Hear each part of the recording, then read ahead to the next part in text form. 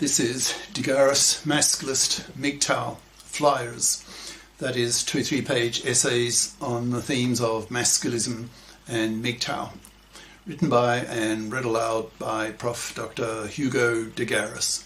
This is flyer number 543, part 2, entitled Masculist Bam Bam Bam, Revenge Against Fluffies and Fluffy Feminists. Carrying straight on. Masculists are pushing for the creation of a FIP society in which both sexes are socialised and educated to be FIPs. So this kind of financial butchering of divorcing fathers doesn't occur, so that custody of children is given jointly by default. Alimony is thrown out. The owner of the house gets to keep it. There's no halving of wealth nor stuff, since masculistic divorce courts will operate under the principle of financial independence, assuming that both divorcing parties are FIPs, so can pull their own financial weight. F. I can find a lot of flaws in that argument, but finish your third main critique about forced fathering, whatever that is. M. Women have the MARA, that's maternity rejection right, aka the abortion right.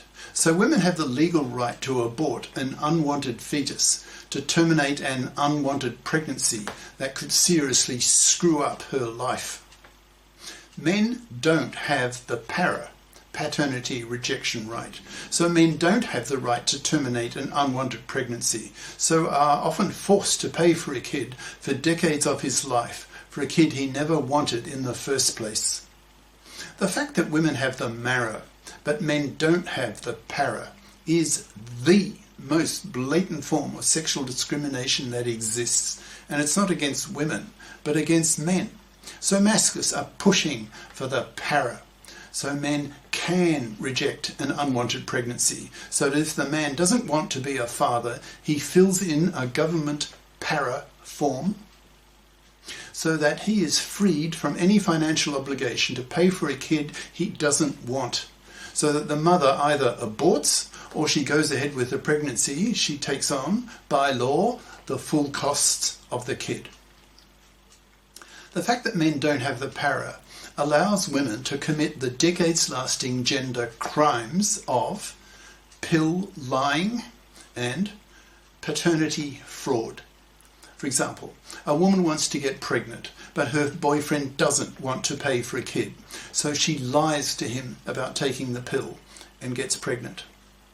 He then breaks up with her in disgust, and she then slams a paternity suit on him, forcing him to pay for a kid, manslaving him for decades that he never wanted in the first place.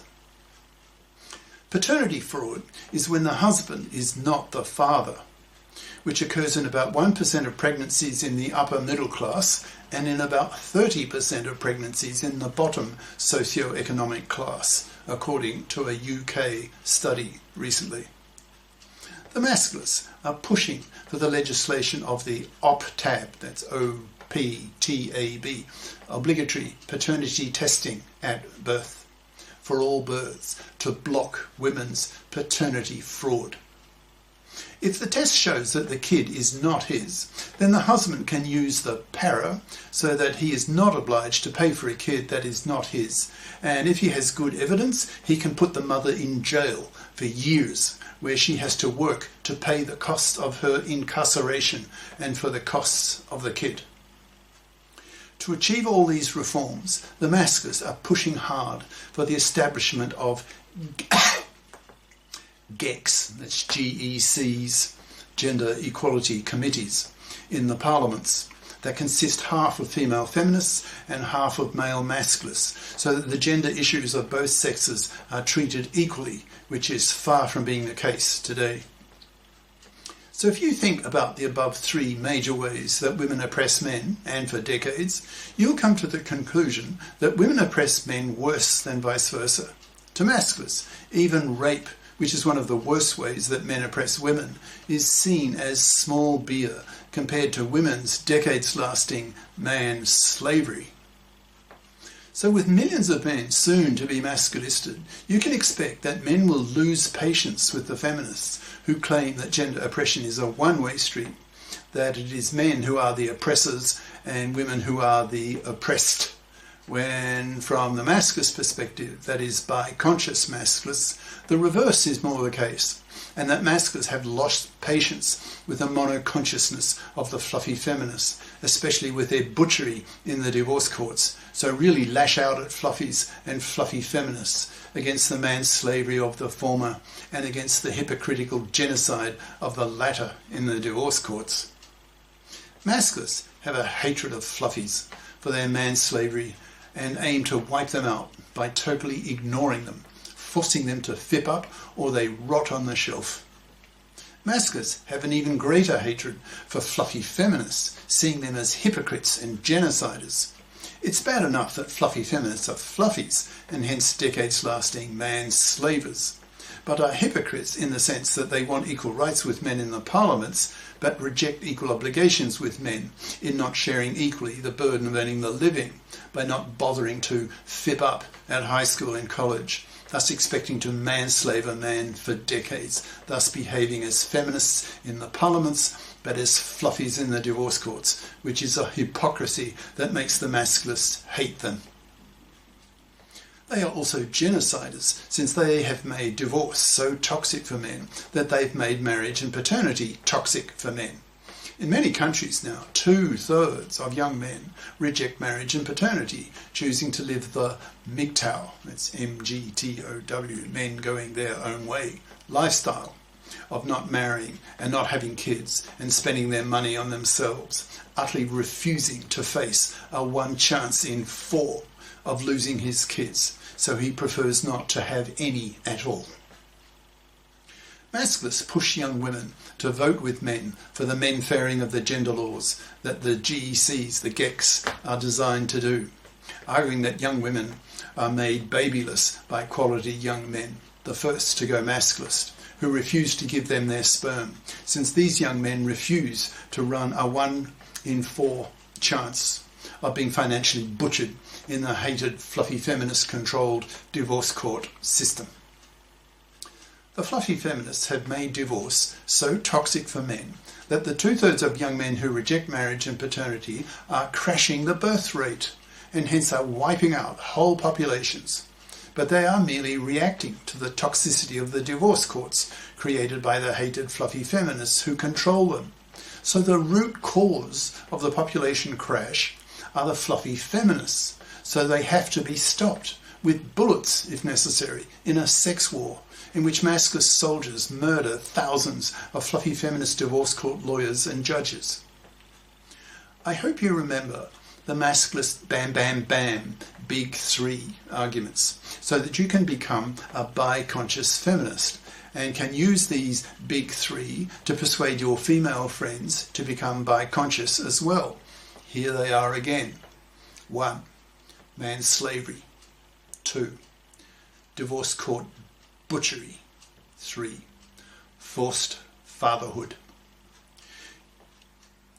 If you and fluffies and fluffy feminists do not become bi-conscious by learning some masculist ideas, then you will suffer greatly, since we masculists are targeting your currently monoconscious male feminist boyfriends by teaching them masculist ideas using the big 3 so that they become bi-conscious and then see your feminist monoconsciousness as bigoted and become disgusted with you and then dump you. So, if you and fluffies and fluffy feminists want to keep your boyfriends, in brackets, since 99.5% of women are heterosexual and hence dependent on men for their sex, then it is in your self-interest to become bi-conscious, or you're going to lose your boyfriends, who will see your monoconsciousness as bigotry and label you an MFB. That's monoconscious, feminazi, bigot. Look at Susan Wojcicki, the Jewish Polish-American CEO of YouTube, who promotes feminist channels and deletes masculist channels. That woman is the most hated in the manosphere, in brackets, that is men who discuss men's gender political issues on the internet, close brackets. She is just one of millions of monoconscious feminists who need to be made bi-conscious, or they are going to feel hit by a bus, the masculist bus, by a masculist revenge that will slam into them with such force and hatred that it will stop them in their tracks. They will feel not only that they have been answered back by the masculists, but they have been crushed by the masculists, by the superior force of the masculist bam, bam, bam, big three arguments that the feminists cannot compete with. As the masculists keep saying, even rape is small beer compared with women's decades-lasting man's slavery, a war issue to masculists. Cheers. Prof. Dr. Hugo de Garis. Email profhugodegaris@yahoo.com. Website profhugodegaris.wordpress.com. Author of the book Masculism, Men's Rebellion Against Being Man's Slaves to Women. An e-textbook of 540 plus masculist flyers for men's studies courses. Freely downloadable in Microsoft Word format from my website. Ciao.